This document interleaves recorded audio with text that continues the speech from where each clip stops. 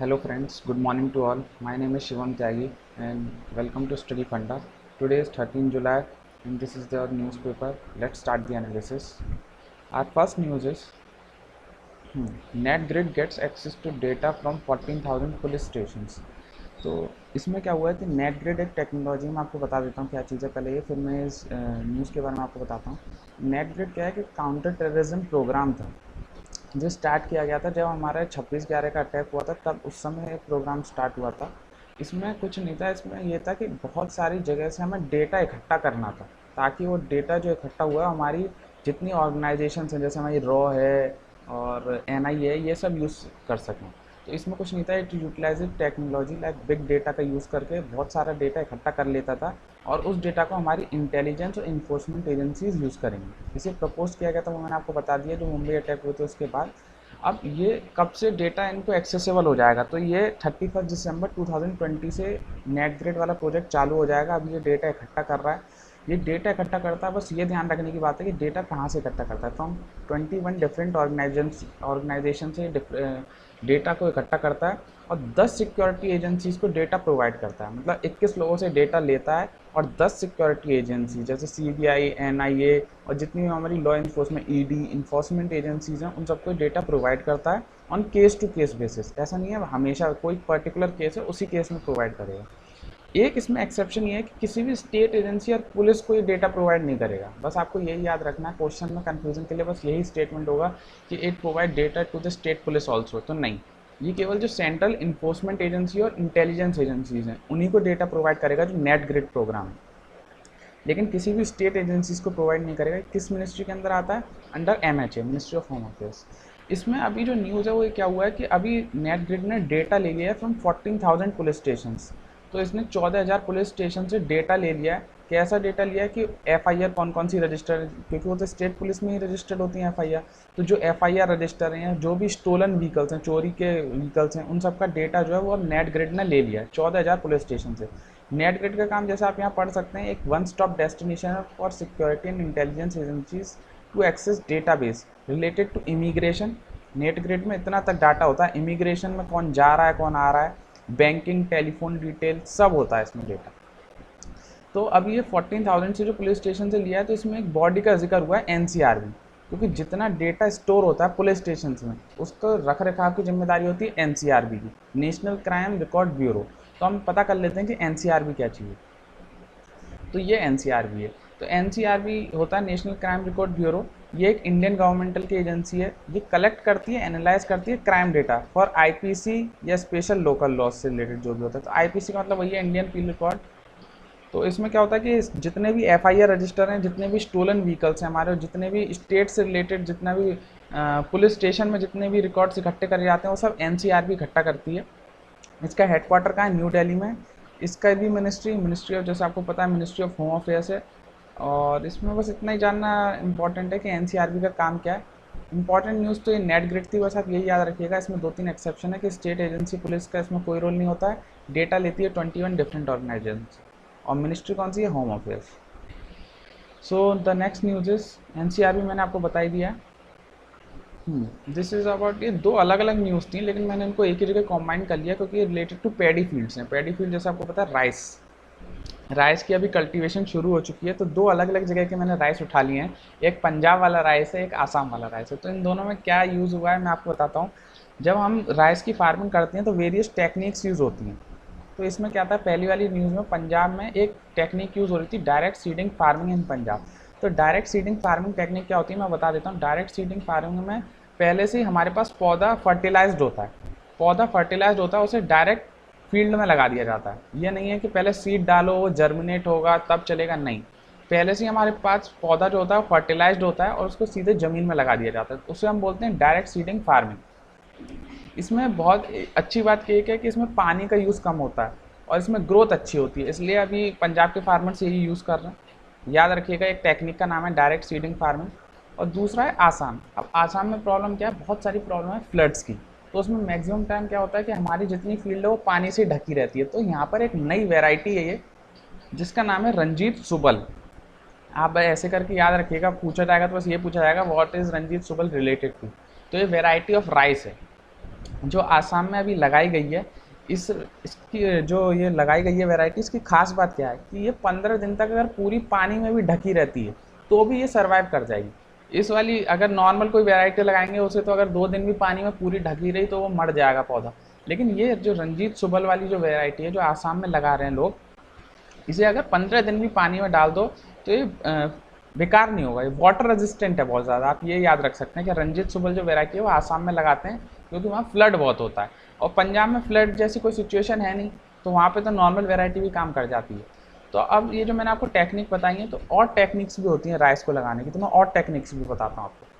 हाँ, ये various cultivation methods हैं राइस के, आप बस याद मत करिए, समझ लीजिए, नाम से ही आपको समझ में आ जाएगा। पहले ये ब्रॉडकास्टिंग मेथड। ब्रॉडकास्टिंग मेथड वहाँ पे लगाते हैं जहाँ ज़्यादा फर्टाइल लैंड नहीं होती और जहाँ सूखा होता है। क्या होता है ब्रॉडकास्टिंग में, फेंक देते हैं हाथ से बीजों को फेंक देते हैं फील्ड पे और वो अपने आप जर्मिनेट हो जाते हैं। तो बस ब्रॉडकास्टिंग वही होता है, जैसे न्यूज़ ब्रॉडकास्ट होती है वैसे ही हम ये हाथ से फेंक देते हैं जितने सीड्स हैं और वो अपने आप चलने लगते हैं। ये वहीं यूज़ होती है जहाँ सॉइल फर्टाइल नहीं होती, लैंड साइड ड्राई होती है। दूसरी होती है ड्रिलिंग मेथड। ड्रिलिंग में आप जैसे नॉर्मल ड्रिल करते हैं, एक जना ड्रिल से छेद करता है फिर उसमें सीड लगाया जाता है, तो इसमें भी वही है, ये 2 जनों का काम होता है। एक प्लो करता है लैंड की खुदाई करता है, दूसरा सीड लगाता है। ये ज़्यादातर पेनिसुलर रीजन में होती है, बस ये याद रखिएगा।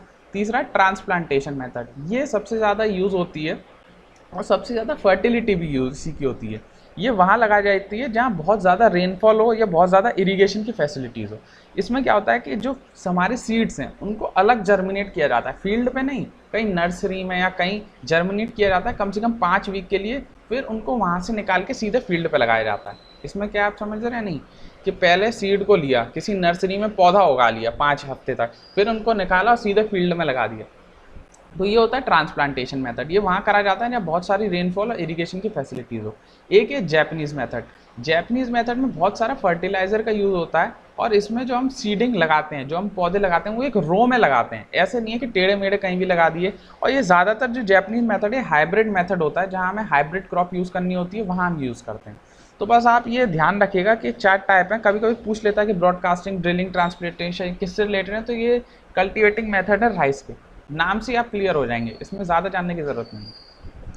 So the next news is, हाँ, ये न्यूज़ ऐसी इंपॉर्टेंट नहीं थी लेकिन मैं आपको बता देता हूँ इसमें क्या था कि अर्थक्वेक से रिलेटेड कुछ बात की गई है। मिज़ोरम में क्या हुआ है कि अभी पाया गया है साइंटिस्ट के द्वारा कि ये मिज़ोरम जो जगह है वो 2 जियोलॉजिकल फॉल्ट्स के बीच में। आपने अगर ज्योग्राफी पढ़ी होगी तो आपको पता है कि अर्थक्वेक वहीं होता है जहाँ हमारे फॉल्ट्स होते हैं, जहाँ हमारी फोल्डिंग्स होती है नीचे ज़मीन के अंदर, तो ये वहीं है पाया गया। अगर आपको इसकी ज्योग्राफी के बारे में अगर आपको अर्थक्वेक और पढ़ना है तो मेरे को कमेंट सेक्शन में बता दीजिएगा, मैं आपको सेपरेट लेक्चर दे दूंगा एक अर्थक्वेक के ऊपर, जहाँ मैं पूरा डिटेल बताऊंगा कि पी वेव्स क्या होती हैं, एस वेव्स क्या होती हैं, अर्थक्वेक प्रोन एरियाज कहाँ होते हैं, फॉल्टिंग, फोल्डिंग सब पढ़ा दूंगा। लेकिन अभी ये न्यूज़ का सेक्शन है तो मैं ज़्यादा इतना डिटेल में नहीं जा रहा हूँ। यहाँ एक जिक्र हुआ है एक स्केल का जिसका नाम है रिचर स्केल। तो मैं आपको बता देता हूँ कि अर्थक्वेक को मेज़र कैसे करते हैं।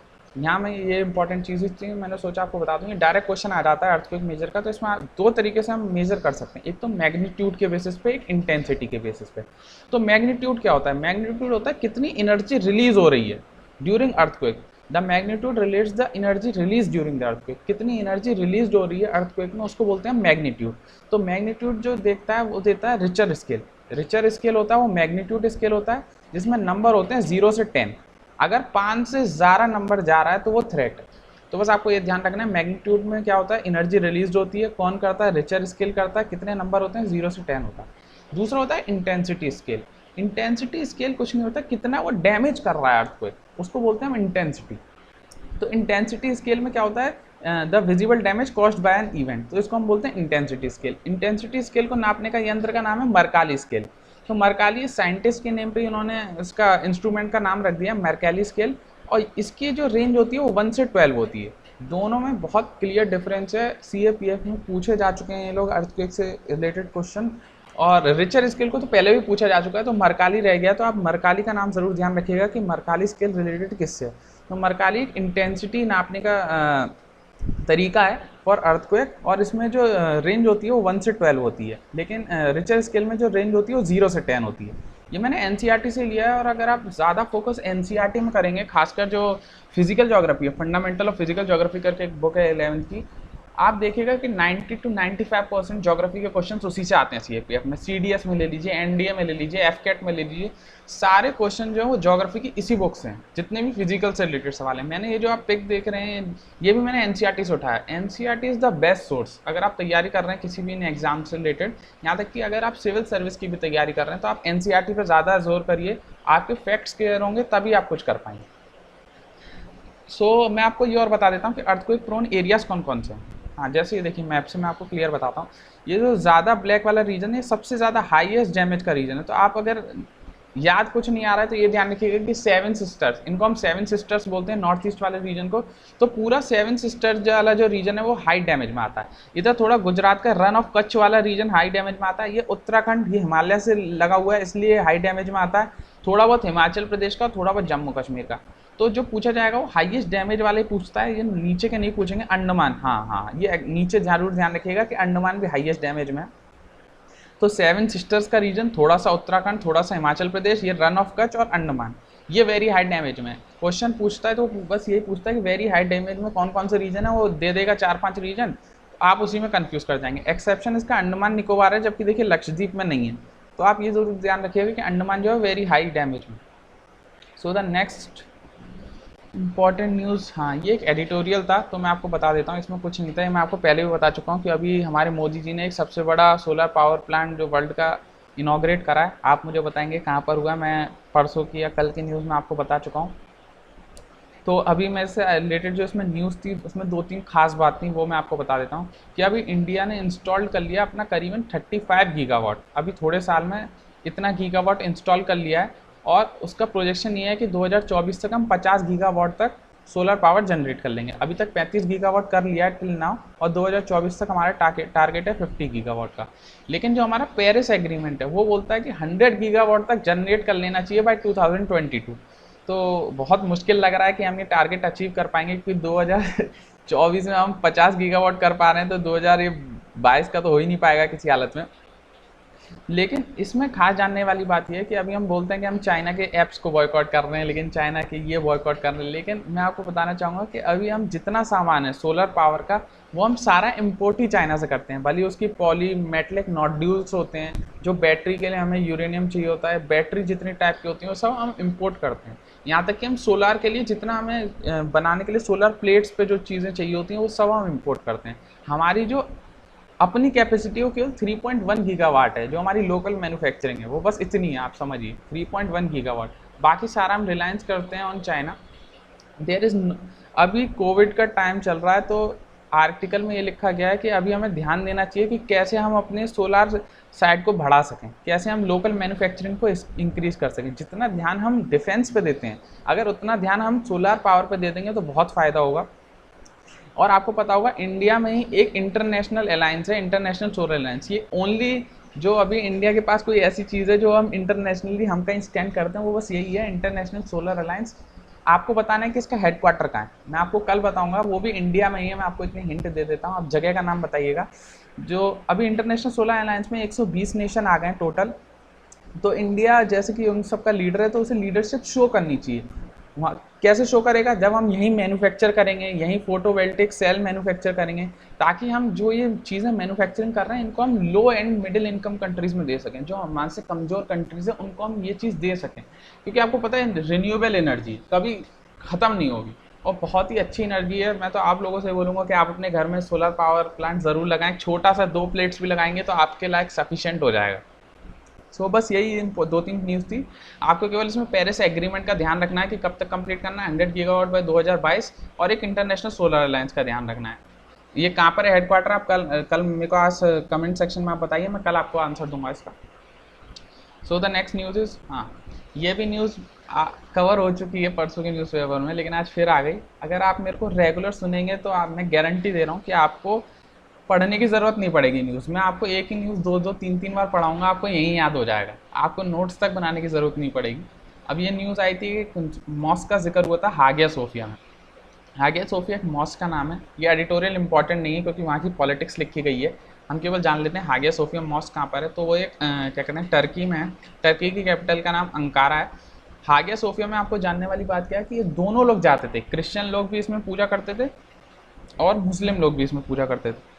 लेकिन अभी वहाँ एक बिल पास हुआ है जिसमें लिखा गया है कि हमने इसको पूरी तरह से मॉस्क डिक्लेयर कर दिया है।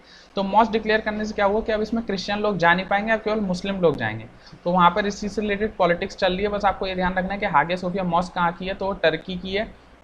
इसमें दोनों लोग जाते थे, पहले क्रिश्चियन लोग भी इसको मानते थे, मुस्लिम लोग भी इसको मानते थे, लेकिन अब इस ये से केवल मॉस्क घोषित कर दिया गया। एक इंपॉर्टेंट चीज़ क्या है कि यूनेस्को वर्ल्ड हेरिटेज साइट में भी आता है। तो बस ये 4-5 चीज़ें जो यहाँ लिखी हुई हैं आप ये रिमेंबर कर सकते हैं।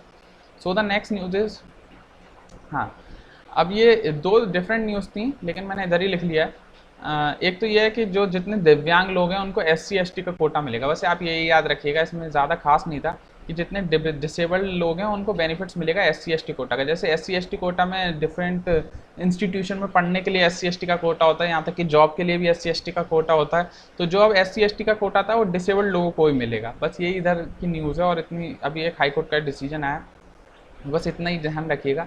एक ये टेम्पल का जिक्र फिर से हो गया है। कल मैंने आपसे पूछा पद्मनाभ स्वामी टेम्पल, तो बहुत लोगों ने इसका सही आंसर दिया। सही आंसर इसका केरला है। तो आज इसकी पिटीशन चल रही होगी कोर्ट में, तो कल इसकी न्यूज़ आ पाएगी, क्योंकि आज तो कोर्ट में चल रहा होगा तो न्यूज़पेपर ने अभी कवर नहीं करा है। तो कल मैं आपको पद्मनाभ स्वामी टेम्पल के बारे में, और जब उसका रूलिंग आ जाएगी तब उसके बारे में बताऊंगा। बल्कि आज के न्यूज़पेपर में एक नया टेम्पल का जिक्र हुआ है, तिरुमला टेम्पल। तो आप मेरे को बताएंगे आज कमेंट सेक्शन में कि तिरुमला टेम्पल कहाँ पर है और ये किस डीटी से रिलेटेड है, इसमें किसको पूजा जाता है, कौन से भगवान को पूजा जाता है। तो दो चीज़ें इसमें आपको मेरे को बतानी है, एक तो तिरुमला टेम्पल कहाँ पर है और कौन से भगवान को इसमें पूजा जाता है। तो आप कमेंट सेक्शन का पूरा यूज़ करिए। So the next news is, हाँ, आज थोड़ा जिक्र हुआ था नैनो पार्टिकल्स रिलेटेड, तो मैं बता देता हूँ। तो नैनो पार्टिकल कुछ नहीं है, बहुत छोटे पार्टिकल्स हैं जिनको हम आंखों से भी नहीं देख सकते। Nano particle is ultrafine particle. ये रेंज के होते हैं बिटवीन 101 से लेके 100 नैनोमीटर के डायमीटर के होते हैं। इनको हम ह्यूमन आई से नहीं देख सकते हैं और ये बहुत जल्दी फिजिकल और केमिकल चेंज कर देते हैं। इतने छोटे हैं कि हमें पता नहीं चलता है और इनकी प्रॉपर्टीज़ बहुत अच्छी हैं जो फिजिकल और केमिकल चेंज की हैं। तो ये हम यूज़ करते हैं स्क्रैच प्रूफ आई ग्लासेस में, क्रैक रेजिस्टेंट पेंट में, कोटिंग्स के लिए, सनस्क्रीन्स के लिए, फैब्रिक्स के लिए, विंडोज़ के लिए, यहाँ तक कि जो हमारी कार की जो विंडशील्ड होती है उसमें भी आजकल हम नैनो पार्टिकल्स का यूज़ कर रहे हैं। तो अब ये न्यूज़ में इसलिए था क्योंकि कोविड के टाइम पे वेरियस साइंटिस्ट बोल रहे हैं कि हमें नैनो पार्टिकल्स का यूज़ करना चाहिए ताकि वो कोटिंग प्रोवाइड कर दें, किसी भी सरफेस पे कोटिंग प्रोवाइड कर दें, ताकि जो एक होता है ना कि छूने से फैल जाएगा कोविड-19, तो ऐसी कोई समस्या ना हो। तो अभी साइंटिस्ट यूज़ कर रहे हैं इस नैनो पार्टिकल्स का। तो आपको बस यही ध्यान रखना है कि आंखों से नहीं देख सकते, कितना साइज़ होता है, कहाँ कहाँ ये यूज़ होती है, बस इतना ध्यान रखना है, आपको इससे ज़्यादा कुछ नहीं जानना। So the next news is over. So I hope you like my lecture. Please comment, like and share, subscribe, सब कुछ कर दिए। और प्लीज़ आप शेयर करिए थोड़ा लेक्चर, ताकि ये ज़्यादा लोग तक पहुंच पाए और हम ऐसे ही आगे बढ़ते रहें। Please use comment section. और आप कमेंट में, हम देखिए आपको सबको रिप्लाई देने की पूरी कोशिश करते हैं। आपको जो भी दिक्कत है वो कमेंट सेक्शन में लिखिए, हम पूरा आपको रिप्लाई देंगे विदिन 24 आवर्स। और please share my lecture. So thank you all, bye bye.